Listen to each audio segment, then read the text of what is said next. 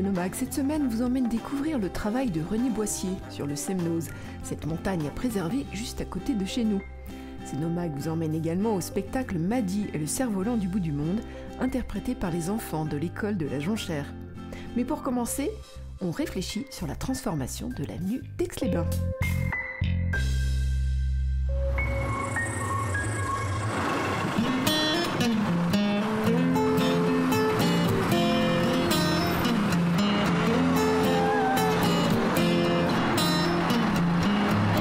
Cénomag aujourd'hui vous emmène sur l'avenue d'Aix-les-Bains. En complément d'une étude engagée en 2016 par Céno, la ville d'Annecy Commune Nouvelle a lancé en 2018 une étude portant sur les 3,5 km qui vont du giratoire de la Croisée à celui de la Mouette. Et oui, quelle identité donner à cette entrée de ville?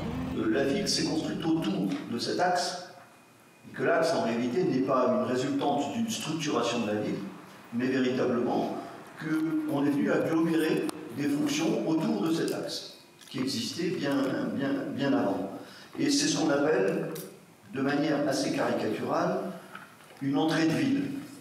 Une concertation a lieu du 15 avril jusqu'au 16 août.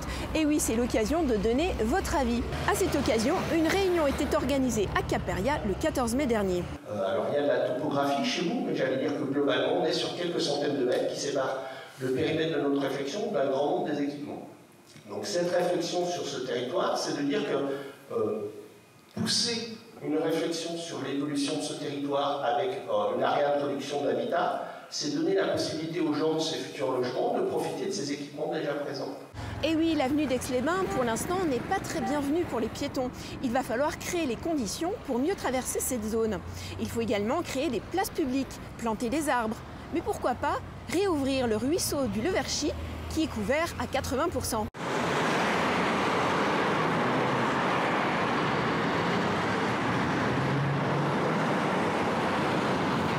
Cette situation-là, elle est particulière parce qu'aujourd'hui, l'évolution de ce territoire nécessite qu'on réfléchisse tous ensemble à comment on fait pour passer d'une situation majoritairement commerciale à une situation résidentielle, commerciale, service. C'est-à-dire comment on arrive à rééquilibrer ce territoire en permettant à ceux qui travaillent, ceux qui créent de la richesse et ceux qui vous offrent aujourd'hui les services et les commerces dont vous avez besoin, de pouvoir garder leur emplacement ou un nouvel emplacement, ou peut-être d'avoir des locaux plus adaptés à leurs besoins. Donc cette mue, elle est importante avec deux éléments qui nous intéressent. Vraiment le secteur effectivement de Val-Semnoz et sa galerie, qui est quand même un équipement commercial qui, si on développe du logement autour, devient un commerce de proximité, ce qui est quand même assez caricatural dans le principe, mais plus je vais faire de logement autour, plus ce centre commercial, je peux le pratiquer à pied. Comment faire que les activités commerciales, les services, les logements, mais également les espaces publics puissent vivre de manière harmonieuse? Comment apaiser la circulation et développer des modes de transport doux, mais également créer des espaces publics agréables à vivre? Le parc du Val-Vert est pour l'instant en autarcie. On ne peut pas traverser l'avenue d'Aix-les-Bains à son niveau. Il va falloir repenser également le transport des modes doux. Et pourquoi pas créer un village automobile ou un village de la mobilité, puisque historiquement, tous les concessionnaires automobiles sont situés sur l'avenue d'Aix-les-Bains. Dans un aménagement important, il faudrait réaliser, je crois, 1 ou 2 parkings relais pour que l'ensemble des visiteurs des programmes puissent stationner sans se garer n'importe où. Comment transformer ce boulevard urbain en espace public? C'est l'occasion de donner votre avis. La deuxième réunion publique aura lieu le 2 juillet à 18h30. Madi et le cerf-volant du bout du monde. Mardi 14 mai, les 200 élèves de l'école primaire de la Jonchère présentaient leur spectacle à l'auditorium Céno. Cette année, c'est le compositeur Julien Joubert qui a été choisi pour accompagner les enfants dans cette belle aventure musicale.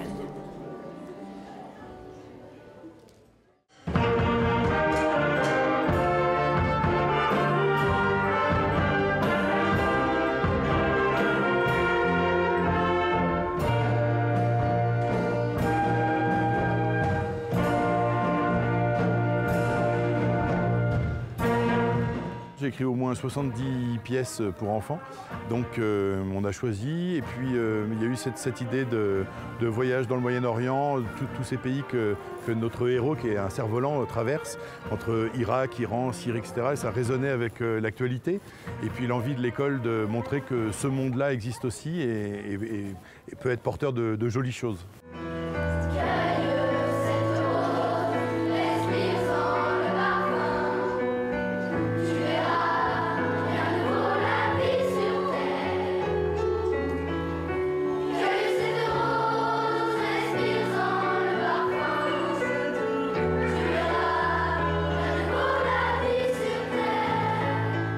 commencé à peu près au mois de décembre, hein, à présenter l'histoire, à faire écouter des passages. Le travail vocal vraiment en janvier, parce qu'ils ont chacun 5-6 chants à travailler dans le spectacle.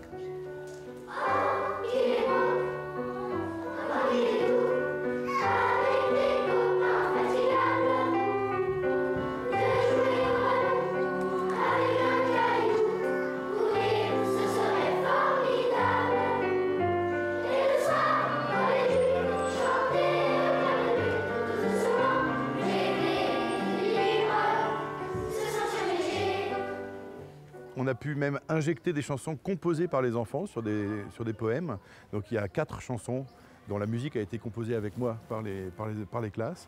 Et c'est assez touchant en fait. C'est presque mes chansons préférées. Et quand je craque, je suis la pendule tic, je suis la pendule tac, je recule, tic tac, je suis la pendule, et quand on m'assied, je ne suis pas fantastique, mais je sais l'arithmétique. Alors c'est une école vraiment particulière, le fait que la musique soit si présente, qu'il y ait 2 orchestres à l'école, qu'ils aient une habitude de spectacle, qu'il y ait une musicienne intervenante à demeure qui ait autant de talent, etc. Ça c'est beaucoup d'éléments qui sont réunis pour que ce soit assez formidable de travailler là et je n'ai pas été déçu. C'est-à-dire que oui, en effet, j'ai l'habitude de travailler dans beaucoup d'écoles et que mes œuvres soient montées par beaucoup de conservatoires, de collèges ou d'écoles élémentaires, voire même maternelles. Là, non, il y a une adhésion totale d'une équipe et ça va très très vite en fait. Et on peut donc pousser très très loin l'exigence. Ça, c'est vraiment formidable.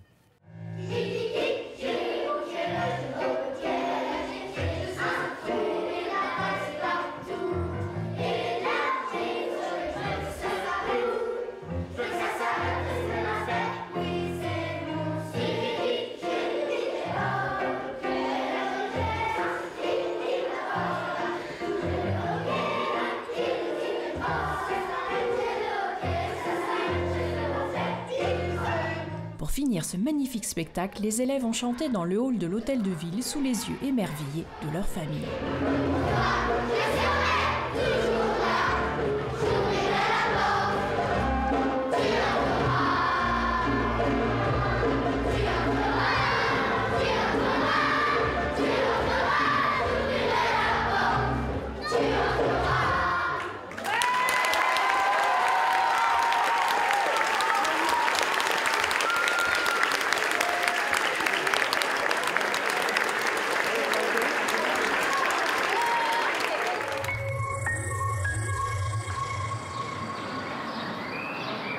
Ce soir, à la mairie de Sénaux, dans le salon des mariages, René Boissier, ancien adjoint de la mairie de Sénaux, propose une conférence sur le Semnose. Oui, c'est un peu une gageure peut-être, hein, parler du Semnose alors qu'on l'a sous les yeux tous les jours, toute l'année, on le pratique aux 4 saisons. Qu'est-ce qu'il y a encore à dire sur ce Semnose en fait, hein? Eh bien, je vais essayer de faire découvrir, si c'est possible, ce Semnose un peu autrement, et en m'attachant surtout un peu à l'histoire. Avant, c'était comment le Semnose? Avant le ski, c'était comment le Semnose? Le pastoralisme avant, c'était comment? Voilà, donc tout l'aspect économique. Puis, je voudrais aussi insister sur la biodiversité du Semnose. Tout le monde ne la connaît pas vraiment. Et je pense que c'est vraiment quelque chose à connaître et puis à préserver. Des inventaires ont été faits en ce qui concerne la faune, la flore, etc. Je ne vais pas non plus donner trop de chiffres, mais c'était intéressant quand même de fixer un petit peu les idées, hein, en fixant le nombre d'espèces protégées, animales ou végétales, quels sont leurs rôles, pourquoi il faut les conserver, comment on les conserve. Voilà, c'est un peu tout l'enjeu finalement de préserver la biodiversité et être aussi pour un développement économique à travers le tourisme, etc. Comprendre son histoire pastorale ou encore touristique, mais également découvrir sa biodiversité. Saviez-vous que dans le Semnose vivent le loup et le lynx? En ce qui concerne les espèces animales, on a le retour du loup, avec ses détracteurs, c'est bien, c'est pas bien, il est là. Le lynx également, voilà, pour parler que ces 2 espèces. qui sont protégés. Oui, c'est tous ces sujets-là que j'essaye d'aborder dans cette conférence pour mettre un peu en garde les gens sur ce patrimoine naturel qui est exceptionnel, mais qu'il faut préserver pour les générations qui nous suivent. René Boissier nous a permis ce soir de découvrir la montagne proche de chez nous, le Semnoz, de découvrir toute sa biodiversité et comment la préserver. J'ai toujours, peut-être que c'est mon métier d'enseignant, aimé partager. Donc, aller découvrir des sujets, et puis, quand je les maîtrise un peu, pas les garder pour soi. Donc, les donner, les donner, diffuser. Voilà. La passion, super. La passion. Voilà. Voici votre agenda du 20 au 26 mai sur Sénaux Commune Déléguée. Lundi 20 et jeudi 23 de 18h à 21h, journée portes ouvertes organisée par Sénaux Tennis de Table. Et mercredi 22 de 14h30 à 16h pour les enfants. C'est le moment de venir essayer le tennis de table. Club ouvert aux loisirs, compétiteurs et handisport. L'accueil est très convivial, n'hésitez pas à pousser la porte du gymnase. Mardi 21, participez à la 8e conférence du cycle sur la transition numérique. Objets connectés, gadgets ou progrès. Conférence gratuite en salle de convivialité de l'hôtel de ville de Sénaux à 20h. Mercredi 22 mai, atelier d'échange à destination des habitants dans le cadre de la concertation publique sur l'avenir du secteur des Trois Fontaines. Rendez-vous de 18h à 20h dans la salle Barral, 3 rue de la Clairière à Sénaux. Plus d'informations et réservations obligatoires sur le site annecy.fr. Vendredi 24 mai, projection du film documentaire Rwanda au cœur d'une ONG, en présence du réalisateur Pascal Alexandre. Rendez-vous à 18h30 au café Terra Natura, 67 avenue des Néjos. Mais ce vendredi 24, c'est aussi la fête des voisins, l'occasion de rencontrer ses voisins autre part que dans l'ascenseur ou depuis sa voiture. Alors mettez un petit mot dans la boîte aux lettres de vos voisins ou une affiche dans votre immeuble pour les inviter à boire un verre dans votre quartier. Soyez à l'initiative d'un bon moment de convivialité. Samedi 25, Sénaux Tennis de Table organise la fête du ping de 11h à 17h, sans oublier le challenge Michel Cardos en souvenir d'un joueur du club. C'est au gymnase Le Semnoz, bien sûr. À 20h30, concert des chœurs d'hommes du Semnoz à l'église de Vieux-Gy.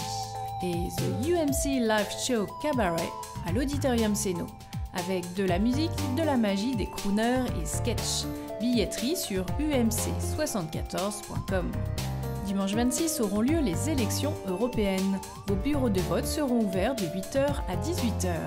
Venez élire nos futurs députés européens. Votre mag est terminé, mais abonnez-vous à notre page Facebook ou YouTube et vous recevrez nos prochaines vidéos. À très vite!